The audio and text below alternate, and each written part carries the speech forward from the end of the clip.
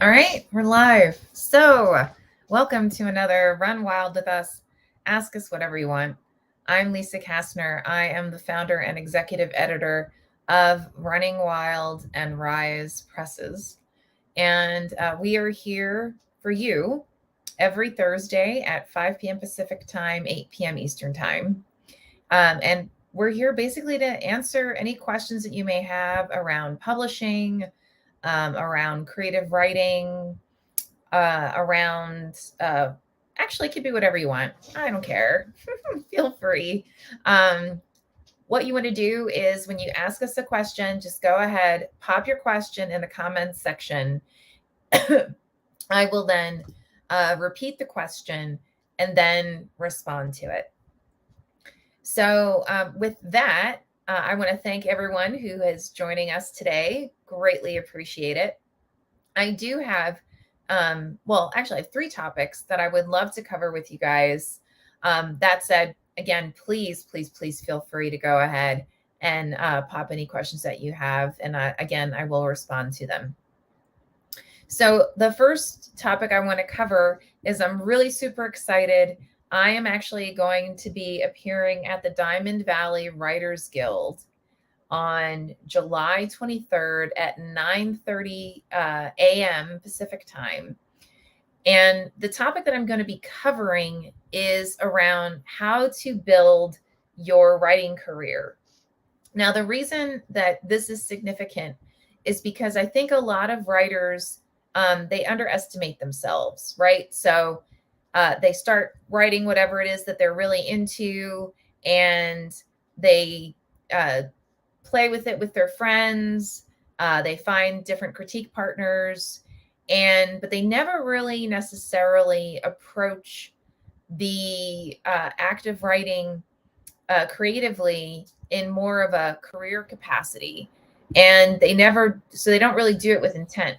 So I want to talk about different techniques that you can take so that you can actually approach your writing career with intent.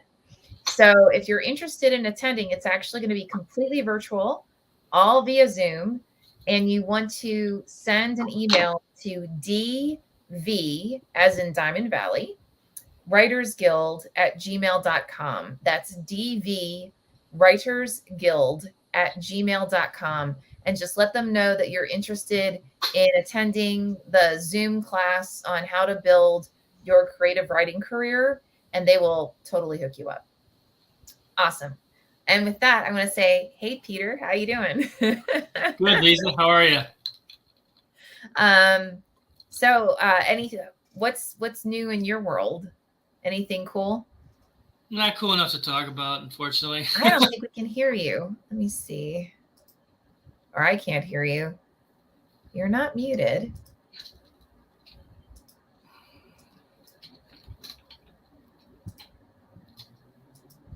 Is this any better? Nope. No. I can see your lips move, so that part's kind of cool. Yeah, it shouldn't be muted. Sorry, guys. We're just going to get this fixed.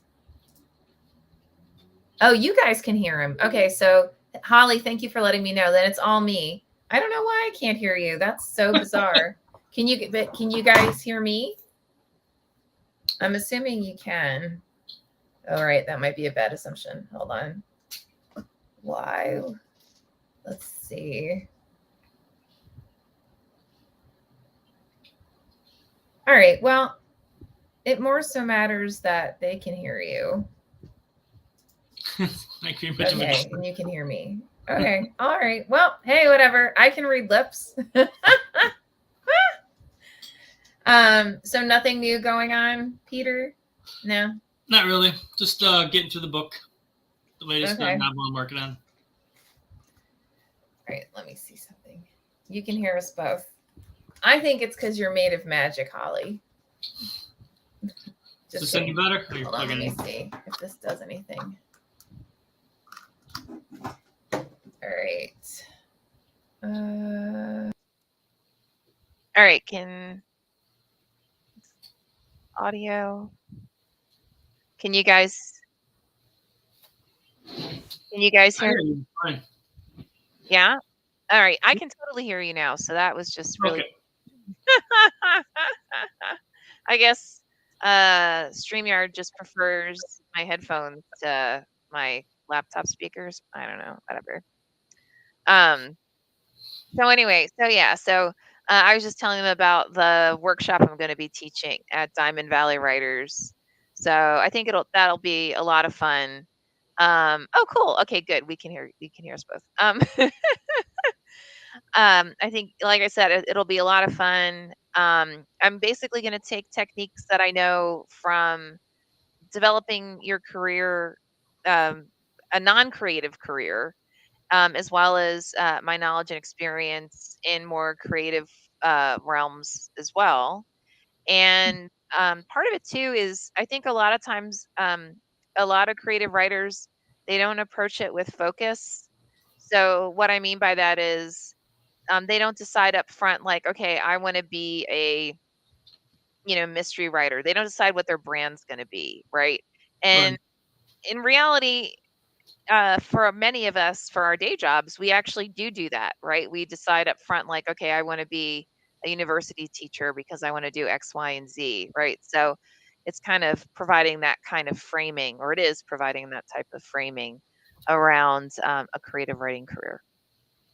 So I'm actually using all the techniques that I use as well for when I mentor, because I mentor for the Horror Writers Association and some other organizations, and I oftentimes use this with my mentees. So when they have stuff that they want to help them in terms of framing their what they want to do and their expectations. Do So. you guide them, or just kind of like just say offer suggestions for what based on their writing, but what do you think might be their niche?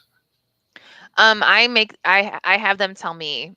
So I ask a lot of leading questions, and then a lot of times I'll ask follow-up questions to kind of like clarifying questions Mm-hmm. to help them just kind of frame things for themselves, so that they're more actively thinking about the million-dollar question of who do you want to be when you grow up, you know? Yeah. And then we refine it from there, and then we build a plan um, from there. So Cool. yeah, I don't know how I'm going to get this done in 2 hours, but we'll get it done as much as we can. So, and I'm going to put in the chat uh, the email address so that you can, if you guys want to join, you can. That's this Saturday. It is the 23rd, so it's next Saturday. Oh, cool. Yeah.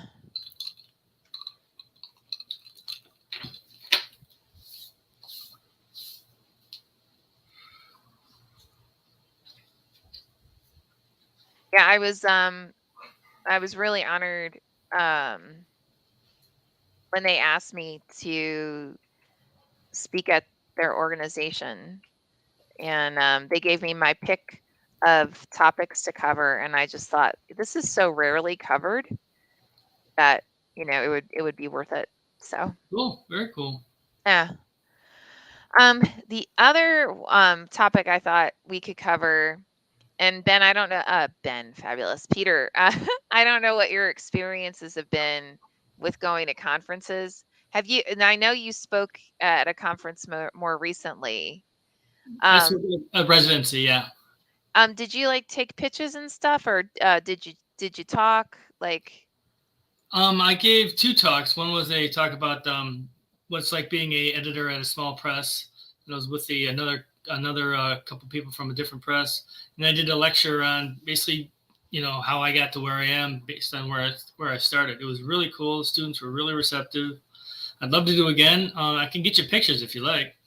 Yeah, absolutely. It All sounds right. like a blast. It was Uh, cool.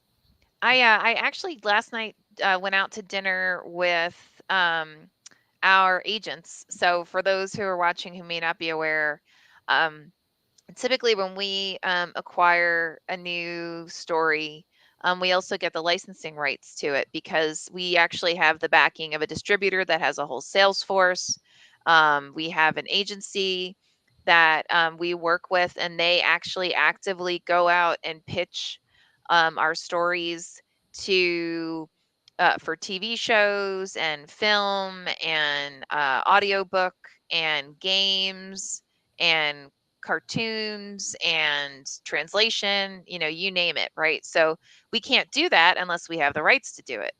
Right. So anyway, I met with some of our agents last night we had just a real blast. It was wonderful to see them here in Los Angeles.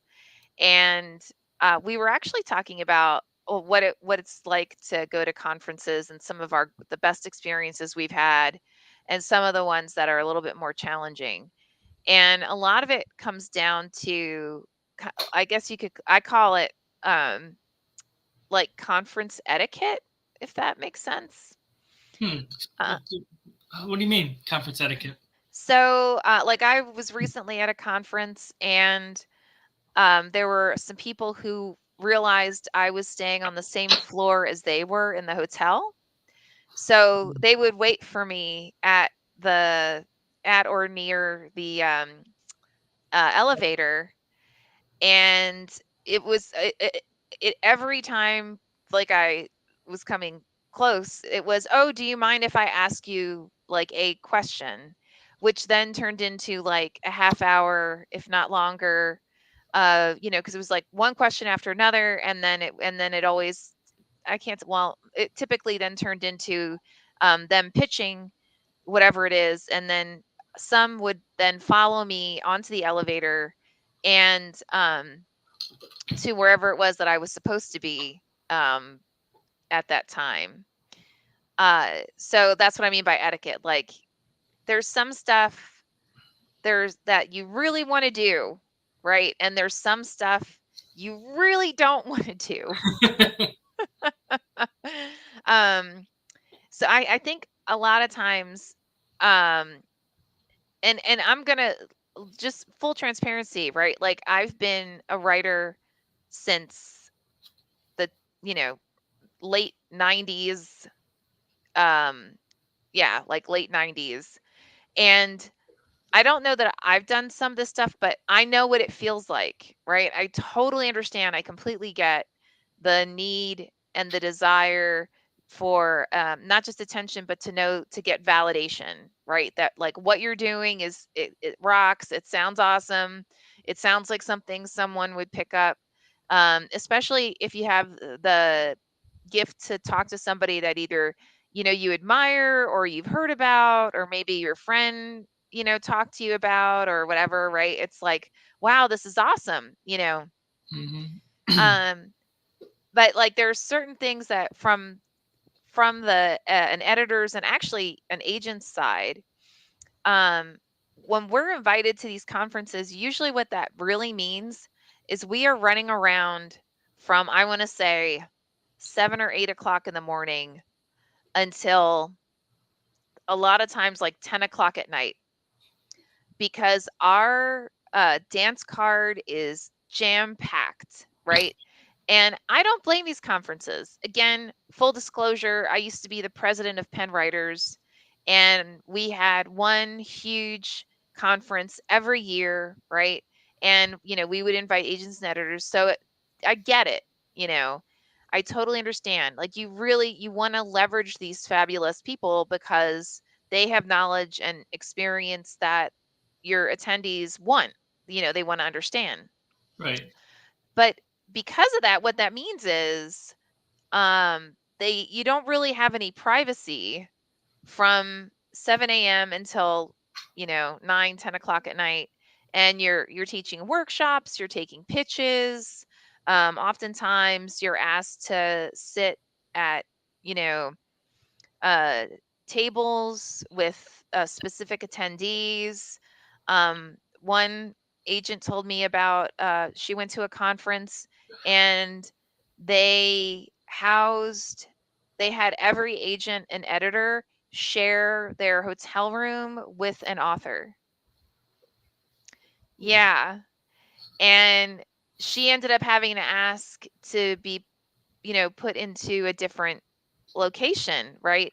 Because that meant that she then had to be on 24/7. and I don't, I don't know how to explain that experience of like, if you are like, imagine having to work. You're already working, you're already on from 7 a.m. to 9 or 10 p.m. And then when you think, okay, I can just go back to my room and chill out and just, curl up in a robe or whatever, and just not have to think. But you can't, because you now are expected to be on for your temporary roommate. Um, That's asking a lot. that's asking a lot. And and honestly, I highly doubt that that conference informed the editors and agents that they would be sharing a room with an author before they showed up, because I'd be surprised if they would have accepted. Exactly. I know I'd have second thoughts about it because, right, you're on from 7 a.m. until 10 p.m., Hmm. always talking, always showing the bright face, always being interested in what the authors are saying and their ideas and the camaraderie with your peers. But there's got to be a time, even at meals, you're like that as well. I mean, you're meeting different people, and you really want to be there for the authors. But if you don't have downtime, you don't have the energy to build up for the next day. So Yep. you gotta have time to say, just leave me alone, block the doors, block the windows. And what's unfortunate is that writers of all stages, they're really excited about their work. They really want to get it published. They really want to get it out there, and they just, maybe if I try this, maybe she'll just listen to me this one time, or maybe he'll give me a shot here. It's Hmm. like, yeah, but if you walk up and you see 14 people already standing there who had the same idea, it kind of waters it down a bit, and it's rude. I mean, it's insensitive because you're not taking into account the other person's feelings and um, their Like what's the the word? situation they're in. Thank you, Yeah. thank you. Hmm. Yeah.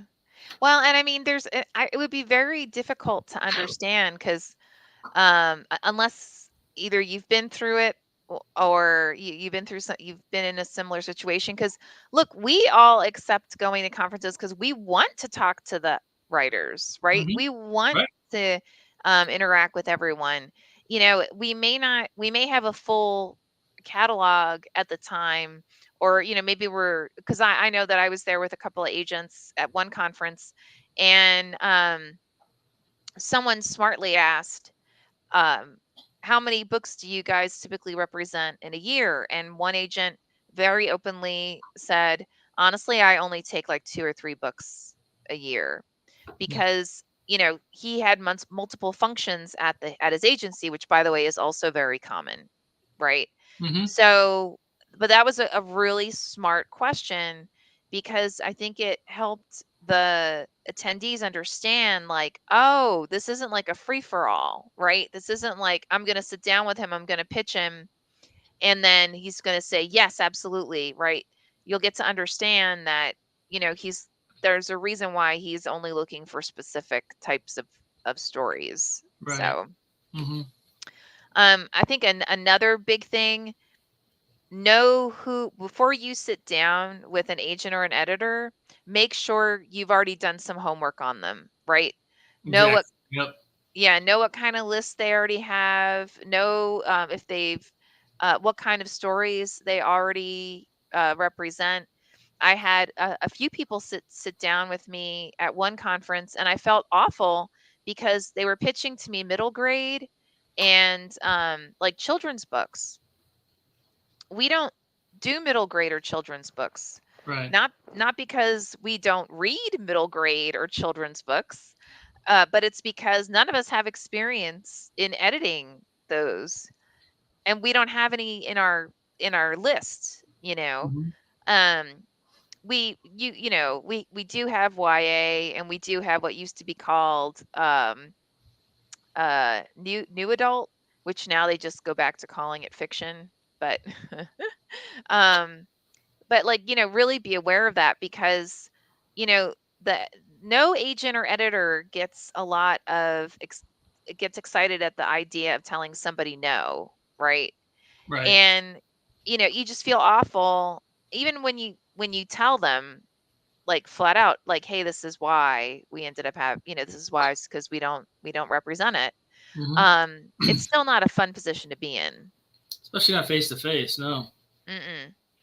Another thing is if you're really working on your query or you don't have a full title, like you don't have a complete manuscript, say that up front, right? Mm-hmm. Like when you sit down for your formal pitch, just say, hey, you know what? I'm not fully done my manuscript, but I really wanted to get some feedback on the concept and see what you think. Mm-hmm. You might be surprised. A lot of folks, if they're really into it, they may turn around and hand you their card and say, when you're ready, when it's done, feel free to send it to me. Right. But don't sit down with an agent or an editor when you have a manuscript either that's not written, it's not complete, and expect them to say, oh yes, of course, please send it to me, right? Mm-hmm. That's just not fair. If you also have a query that you're playing with, you're not, you're still trying to figure stuff out. Again, just be open about it. I think most agents and editors, if you sat down with like uh, a cheat sheet of the actual query, they won't Mm-hmm. care, right? Especially if up front you say, hey, you know what, I'm figuring this out. Do you mind if I use my notes, right? Mm-hmm. Again, Right. I highly doubt anyone's gonna like be upset. So, Well, another. Oh, go ahead. Sorry. I was just gonna say, I mean, the more prepared that you can be when you're sitting down with an agent, I mean, they're bringing their A game. They're there to Hmm. listen to you, to hear your idea, to take into account, without even seeing your writing, basing their thoughts and a judgment on your idea alone, your plot idea alone. If you tell them up front what's going on, give them all the information, then they can filter that through, and it can help them make a decision. If it's 90% done, that's different than saying, well, it's a rough draft. It's only my third run through. It's like, okay, it's got some time, so give it another run through. Like we said a couple months ago, it's like just give it another run through, Hmm. and then send it back to me or pitch it to me. Here's my name, here's my card. Tell me where you met me, and go from there. Yeah, absolutely, 100%. Mm-hmm. Um, Another like big thing that going back to the like um pulling an agent or an editor aside, like in the hallway or at dinner. It's also not a great idea to get confrontational. Again, they're not there to be confrontational, right? I mean, they're away from their family, they're away from, they've got 100,000 other things that they could be doing, but they've chosen to be at that conference to talk to you and help you in your career, in your creative writing career. They didn't come there to have someone get in their face about, I don't know, pick something. I had someone who got angry at me because the conference was not diverse, and they felt as though I should have done something about that because we have Running Wild and we have Rise. Well, Mm-hmm. I don't have anything to do with the conference setup. I don't know how they got, they found attendees. And so I suggested that this individual go to the conference and give them this feedback, to which Right. the response was, I already did that. I'm now here with you. So I'm just thankful someone came up and pulled me aside, like got me out of the conversation. So yeah, please don't do things like that again. Like, these people are all here because they want to help you. They're not here to cause you any kind of harm. um Exactly. Holly Hart Shirley says, I think there's a space for a writer's etiquette class at every conference. You know what? I agree. I think honestly, like day one of every conference, it would probably be really smart to have like the conference coordinator do a quick, like a writer's etiquette um for attendees, just so. And not in a rude way, right? But just kind of like, hey, be aware of these things and, keep this in mind. Like if this is your first time attending a conference, this is things that we expect of you. These are things that are possibilities, and these are kind of no nos because you're gonna. I mean, what do you hope to gain if you get confrontational with an agent? I mean, you're losing. So, Right. but but first time Exactly. attendees are excited and they're all vim and vigor and all that, so you understand that. But a little etiquette class would be a great idea, or Yeah, even a I handout. totally agree. Mm-hmm. Yeah, totally agree. Um, Related to that topic, but as an aside, I don't know about you, Peter, but like I know even for myself, when I write my own work, I mean, obviously I'm writing my own work, but anyway, so when I send it out to people to get their feedback, when I was coming up, oftentimes I would send it like if someone said, "Oh yeah, sure, I'd be happy to look at it." I was so excited that somebody actually said yes. I Mm-hmm. would immediately, jump at the opportunity. And then only later would I realize, oh, like after I would get the feedback, I'd realize that, oh, wait, so this person doesn't actually read this genre, or they're not familiar with this style or whatever, because the feedback that I'd get was not relevant, right? Right. Um, so if you're a writer and you are out there looking for people to give you feedback on your work, just try and make sure that you're finding individuals who are more experienced than you, either equally or more, and who write in a similar vein. Otherwise, not only are you there's a potential for you to be highly disappointed, but also for you to get really bad feedback. So, Well, yeah, I mean, you want to do your homework because it is a business. So you want to approach the right people with the right manuscripts. Otherwise, you're wasting your time, you're wasting their time. I mean, it's very simple. I mean, do your homework, invest your time into choosing which paths or which people are appropriate for your work. I mean, it's as simple as it is difficult to understand sometimes. So yep. I just think that people just want to rush right into things and say, look, read my stuff, and they're willing to take anybody to read that. But like you're saying, Mhm. that's disadvantageous to the author. So they need to take a step back, handle it, and by the third or fourth conference, you kind of understand this.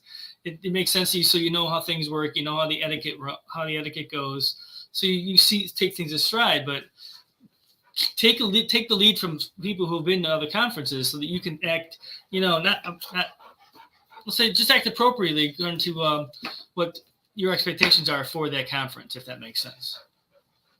Oh my, yeah, no, it 100% makes total sense. Caroline Shannon Davenport says, I'm stupefied of what I'm hearing you talk about. I guess I've not been to a conference in so long. I have had, I have a hard time imagining this is what it has come to with such rudeness. I mean, I also had amazing pitches, right? I mean, I had people who they were spot on. They actually did the stuff that I just described, right? Like they sat down and said, I've got a complete manuscript. I'm a little uncomfortable pitching. Do you mind if I take out my notes? Um, I've been to conferences where they set aside time where like the guest speakers all would go and have lunch separately so that you're not on. You don't have to be on during that period Right. of time. I've had ones that they intentionally gave you at least like an hour in between those times that you have to be in a workshop or taking pitches or whatever, so you could just kind of chill out. So definitely there can be a lot of really great stuff going on. This is more of the to Caroline, to your point, I think these are people that they never had really been to a conference before, or they hadn't been in so long that they just, you know, forgot how to behave. That sounds awful, but And these are one-offs. I mean, like I said, there's a few people at your elevator, but that wasn't the entire conference. There wasn't 1,000 No, people at your elevator, just a few people. So it's one-offs. It's not everybody. It's not nothing you need to step around like people are going to rush you or anything like that. You just know that, how you want to approach this is basically how you would want to be approached in the same situation like that. yeah, absolutely. Jimberly asks, "What are we talking about?" Jimberly, what we're talking about is um, kind of going over some of the etiquette when you go to. Actually, this could be any kind of conference. It could be a writers' conference. I've seen this behavior as well at like Comic Cons. I've seen the same behavior at like business conferences. So it's not unique to a writers' conference, but it's more about like how do you behave, how do you interact with whoever those like guest speakers or you know the guests of the conference um, or workshop or whatever you want to call it, whoever they are. So, and honestly, like I've made really great friends with attendees, and when I was an attendee with workshop leaders and guest speakers and stuff. But again, it was to Peter's point, I treated them the way I would want to be treated, right? Just like a normal human being, and we hit it off when we talked. So, And and then I it is. didn't, yeah, sorry. Go, keep Go going. ahead. I was just gonna say sometimes there'll be those times when the instructors or the agents or the speakers will come up to you, will ask you during a workshop or during a group session where they hear your work. Let me see some more of that. That happens as well. So there's give and take on both sides. Oh yeah, absolutely. Absolutely. I mean, I've had times when someone, they gave me their query, and as soon as they were done, I was like, yeah, send it here. So, Mm-hmm. Caroline says, wow, who forgets how to behave? Maybe there should be a better way of knowing who is going to be at a conference. You know what? It's funny. I'm partially wondering if some of this is because of COVID, because I know related, but not really. Um, it's like people forgot how to drive. Like the number of the number of rear ends I've seen and like fender benders and stuff, I swear it's grown exponentially since the beginning of COVID. So yeah, that's my that's my guess. Like take an introvert and isolate them for 3 years and let's see what happens when they're finally let go. Wind them up, yeah. Yeah. So, if anyone, so again, this is Run Wild with Us, Ask Us Anything. I'm Lisa Kastner. I'm here with Peter Wright, who is one of our phenomenal editors. For those of you who may not be familiar, Peter actually has edited a few of our titles that have been named like Best of the Year, gotten starred reviews, really great write ups. So he's pretty much a rock star. In case you want some excellent feedback from a fantastic editor, you definitely want to listen to Peter. And I'm Lisa Kastner.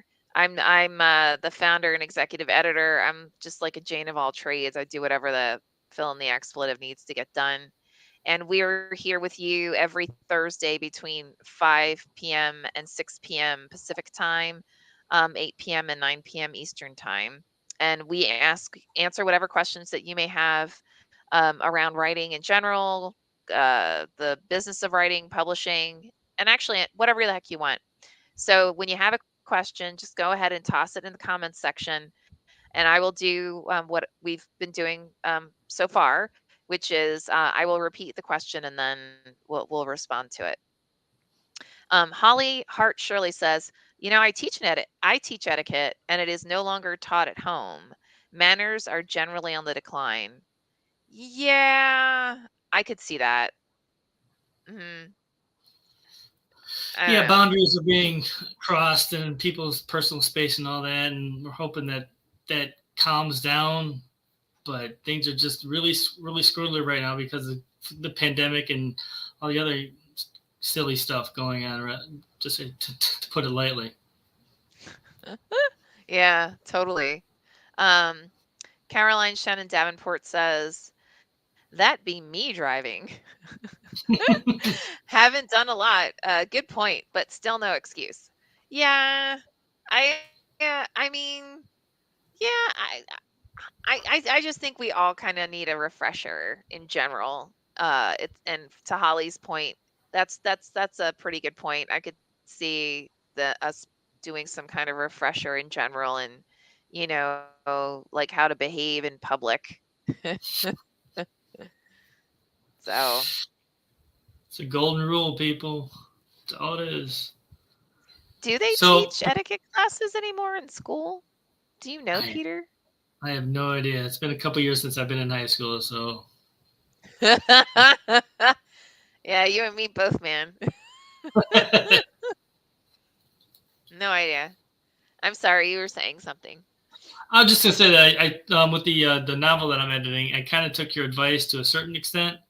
Um, Whereas I got a note from the author saying, "Hey, I'm being patient. I just want to let you know that I'm being patient, and I just want you, I'm still interested. I still want to read your feedback."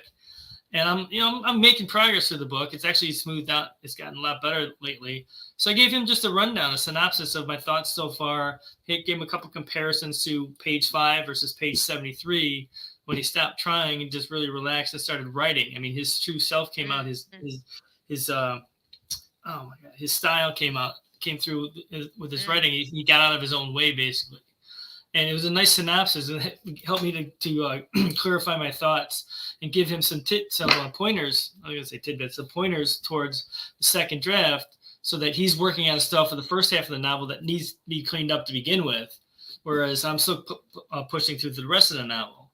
So it's kind of a give and take. I don't want to just dump him the whole thing at him and say I've done 100 pages, the rest is yours, figure it out. So I still want to give him the whole novel, but this gives him a good start. He can go back to the beginning and start working forward with the advice and the information I've given him. So I think it's a good thing. So I'm really curious to see what we come up with. That sounds fantastic. Mm-hmm. Yeah, it's interesting. Like, so what Peter's talking about is a lot of times when we first start editing a novel, we'll realize, or a story in general, we'll realize that there are certain um, revisions or changes that are thematic, right? So, in some cases it could be the author uses progressive tense because they were taught in their writing circles never to use ar are verbs, or like had, or don't avoid using that or which. So they do absolutely anything to do that, including progressive tense. And so progressive tense is basically ing verbs. And the challenge with that is A, it's not necessarily that grammatically correct, and B, it actually weakens the sentences, and which, if it weakens the sentence, it means it's weakening the story. So you really want to go back and look through your novel for things like that, or your story for things like that. We also tend to use the progressive tense because we speak in that manner, right? We often say, like I'm, we often use that tense whenever we're talking, basically. And so when you're reading it out loud to yourself, you don't realize that it's not the best that it can possibly be, right? Mm-hmm. Another thing that you may notice sometimes, everything in the story, it has to matter. Mm-hmm. So what I mean by that is, like, if you've got a dialogue of two guys in a cafe and it's like, "Hey, how are you? I'm fine. How are you? What would you like to drink? Oh, I'd love a cup of coffee." Yeah, no. Like, it's not fulfilling a purpose, right? Typically when you have dialogue and you're first introducing to characters, what you're really doing is you're introducing their relationship, you're introducing their personalities and how they're going to respond to one another. And a lot of times you may be using it to exchange information as well about the story, but you're not going to do it in such a manner like you would see somebody, like, literally in a coffee shop. right? So when we see things like that, and then you realize, okay, this is an area for the author to strengthen, at least what I typically do, especially if I see it over and over again in like the first, say, 15, 20 pages, I'll do exactly what Peter just described. I will take uh, uh, the manuscript that I'm working on. I'll, pull together an email and do just some bullet points with some examples of like, here's some things you want to be aware of. And then I'll typically then also set up a call so that we can talk through it together in case there's anything that like I doesn't make sense, or if they or maybe I don't understand, right? Like maybe they're doing something intentionally, I don't understand why. And so by sitting down and talking about it, it gives an opportunity for me to understand, obviously.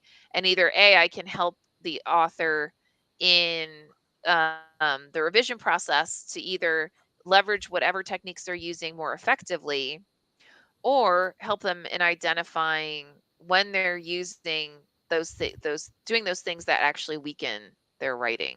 So Right. Caroline Shen Davenport says, you know what? Too much is going on. I agree, but something is missing. It's a different world. It is totally a different world.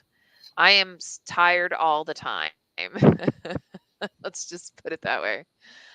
She then follows up with, isn't the point of a good story to keep the reader with you, see the action, and hear the voices? What do you think, Peter? That's very true. You want to put the reader into the story. You want them to feel what's going on. You want to engage the five senses. If you pick up any book, a popular book, off the rack, most often, the author will include the five senses in the very first paragraph. They'll just draw the reader in and pull them into the story.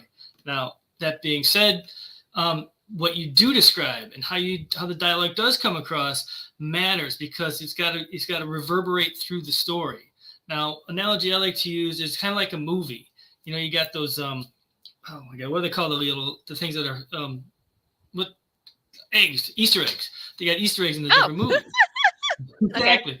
So things are there for a reason. Sometimes the Easter eggs are there because it's a link back to a different story.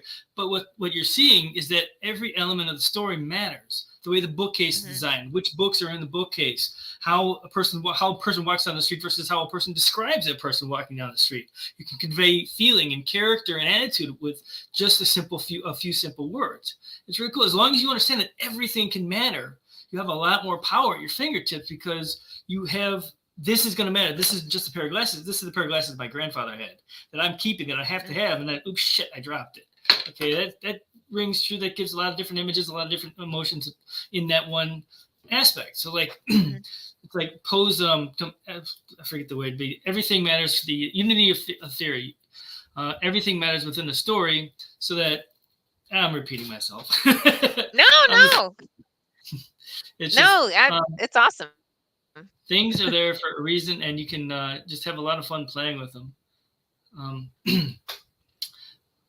Yeah, I need a couple more minutes to correlate my thoughts, but I think I got my point across. I think so. Holly Hart Shirley says that's great advice, and I agree, Peter. That's excellent advice. Um, if you want some books that'll help you in leveraging, doing what we're talking about, Donald Moss's writing the breakout novel is fantastic. He actually breaks out the different elements and like some techniques on how to walk through your novel so that you can be more actively aware of what's on the page. Another one is the first 5 pages, and by Noah Lukeman, which is fantastic. It's really it's supposed to be about how do you make it so the first 5 pages of your story just really jumps out at the reader. But the reality is, a lot of the techniques he's using, you can use throughout the entire manuscript. Right. Um, There's Saul Stein on the beginning. Oh, absolutely. Yep, Solstein. Um, and don't be afraid to dissect and analyze your favorite authors. Like if there's someone out there that you idolize and you're just like, oh my gosh, I wish I knew I could write this way, or I wish I knew how to do whatever, you can easily just sit down and, deconstruct it to figure it out. So, Mm-hmm. you know, that's actually one of Find my favorite ways to learn. Yeah. And to your point is reading. Read as much as you can. Read the good stuff. Read the crap. Read the stuff in between. Read your favorite authors. Read the authors that you don't like. Push yourself through it to see how everybody's doing it, and you'll sense patterns in each novel, patterns within each people's style of writing. That by paying attention, you get that much get to put that or use something like that in your own stories. It's like Yeah, the whole absolutely. saying that good writers borrow, great writers steal, that kind of thing. So you can be reading the different books, the different stories to see, what makes sense to you. And it takes time. Absolutely. It took me a long time to get to this point, and I'm still learning. I'm still reading as much as I can, and picking things up here and there. It's kind of like you're never done. It's cool, and there's That's always right. something new out there to read. Absolutely. Caroline Shannon Davenport says, mine too. Read, read, read. Yeah, there's no better way. And to Peter's point, even reading the crap, right? Because the more that you are aware as to why something doesn't work. I mean, don't just read it and then say, oh, wow, this is crap, right? You want to read it and then you want to ask yourself, okay, why am I having this emotional response to this? Why do I feel like this is not effective? What isn't working in this piece that could have been done that would have made this that much stronger, right?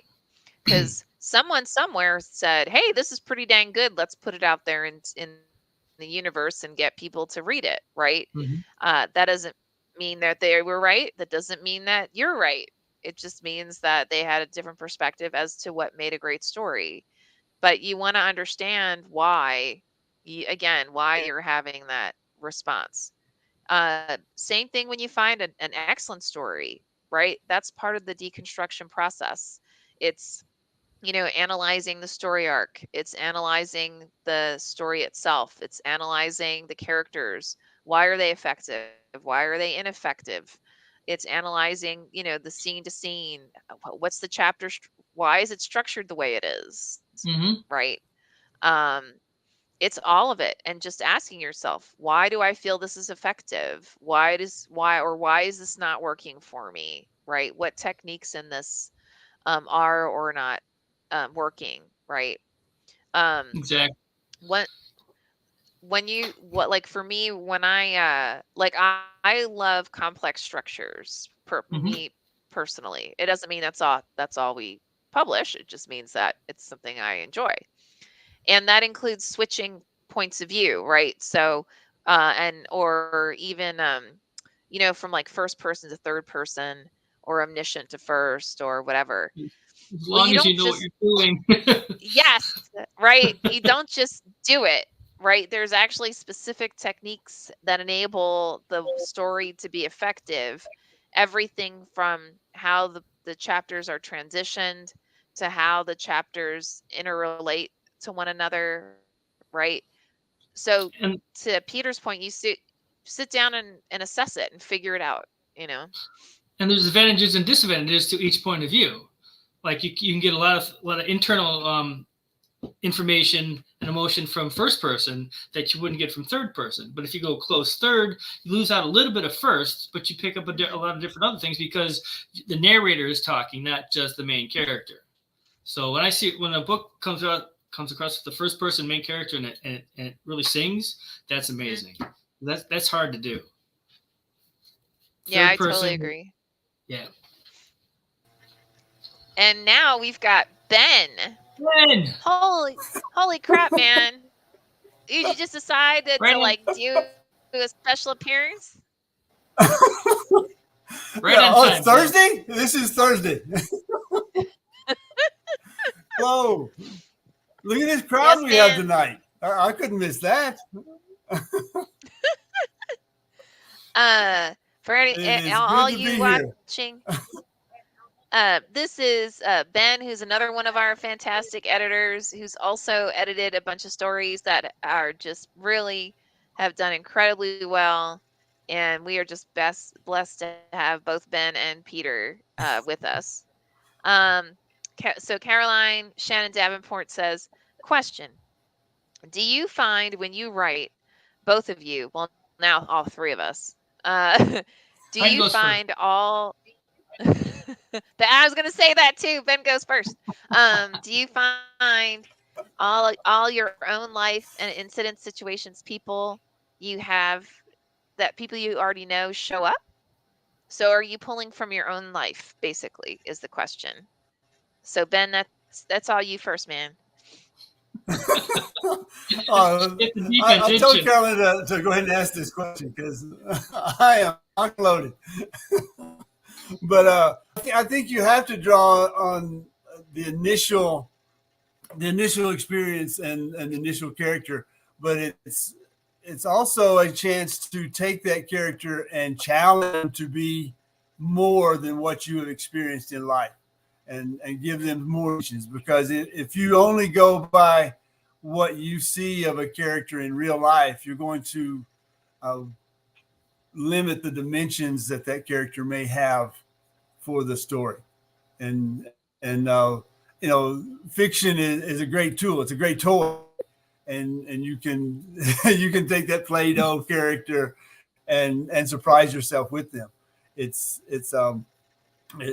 the coming in and knowing that this character is more than just so flat, a flat dimensional character, and being the author that has control over the character till the character takes over you, which happens. Then it's a great place to start, is to sum that up. To get an hour's worth of talking in 3 minutes, that will sum it up. I agree with Ben. I think that you run the risk of missing out on a lot because you don't know what's going on in somebody's head. You don't know what's playing on the movie in their head. There's no way you're gonna know it because the layers that are in that person are not going to be revealed because it's reality. But you can use the basis of a character, like a single emotion, a flat character emotion, and just plumb into that, dig into that, and create your own characters.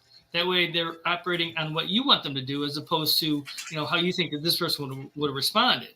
Now, that being said, if you're doing memoir, of course use the real people. But when it's fiction, I mean, you have all this possibility to write with, to work with the different tools. Like I was saying before, the different facets of the personality, the different perceptions of reality around the characters. It's just you've got a lot of tools and that you don't want to limit yourself. Writing fiction's hard enough.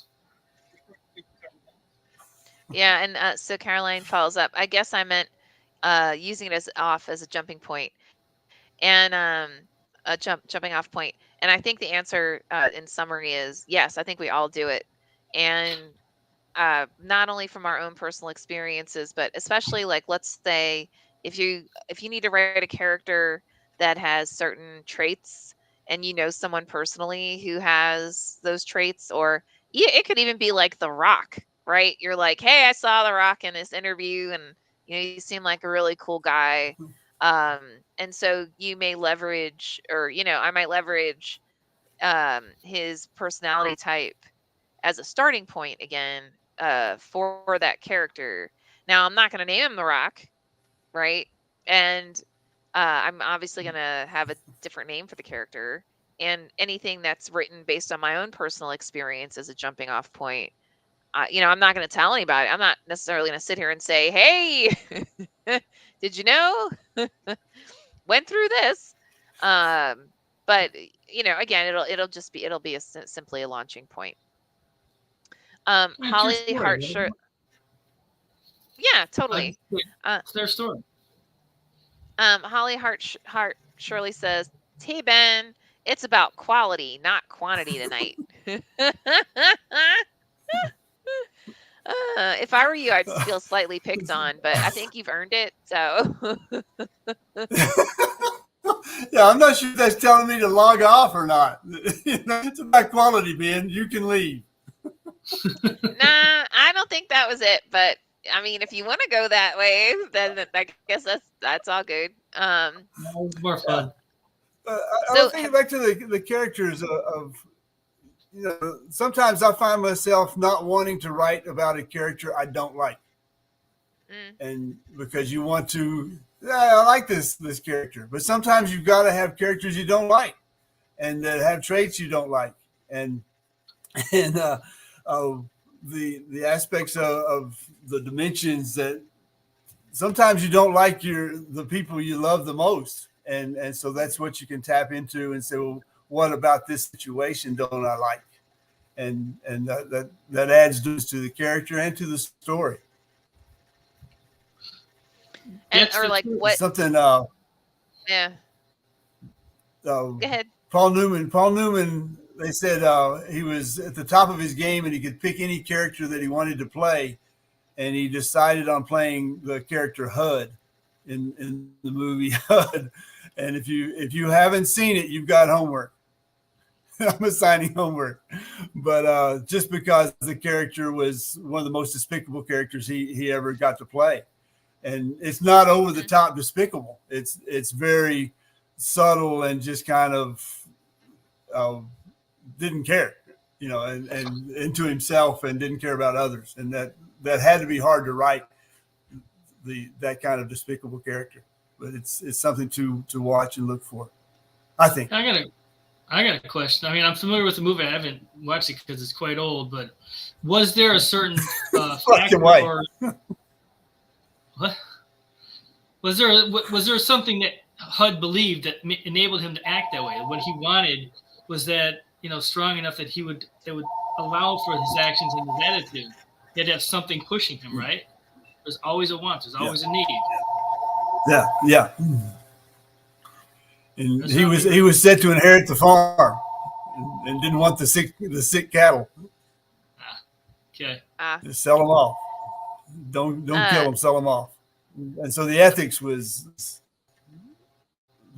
were questionable. Got it. Cool.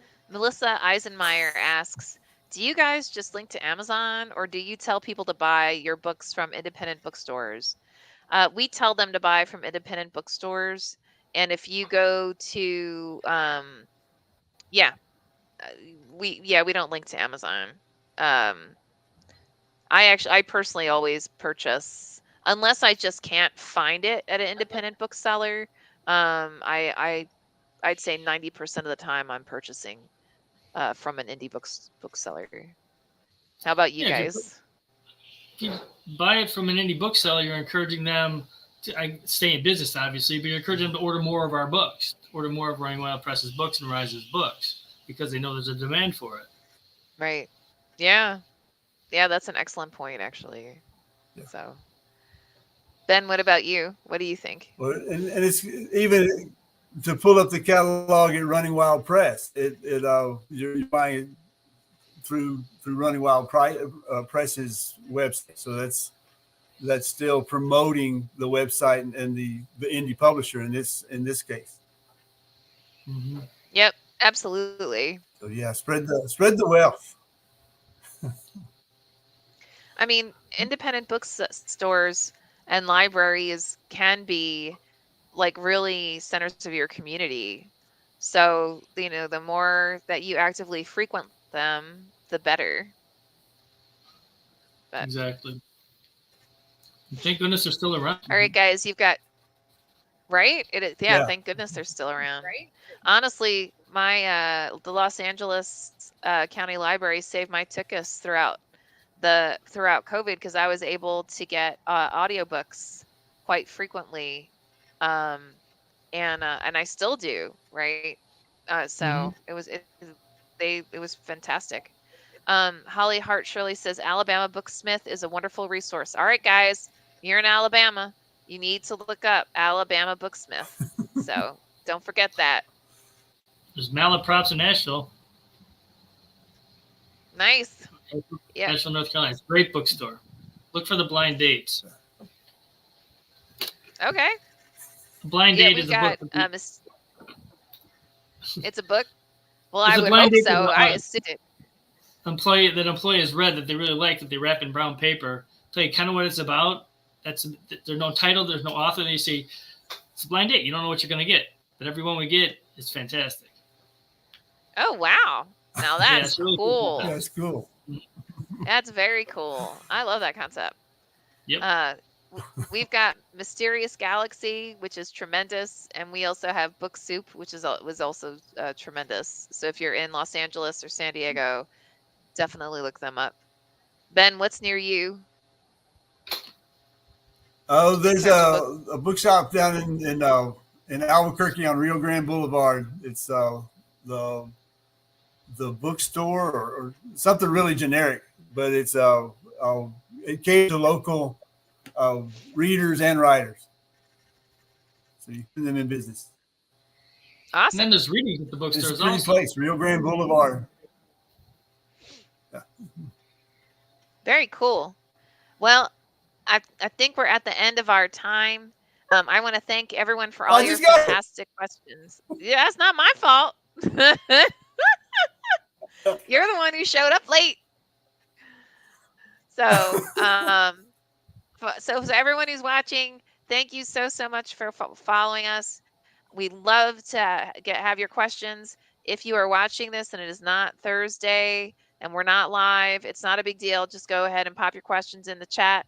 If you're interested in attending the writers workshop that I'm teaching on the 23rd, check the chat so you can see where to send the email to get more information on it. With that, we want to thank everybody. Love you guys and talk to you next week. Thanks, everyone.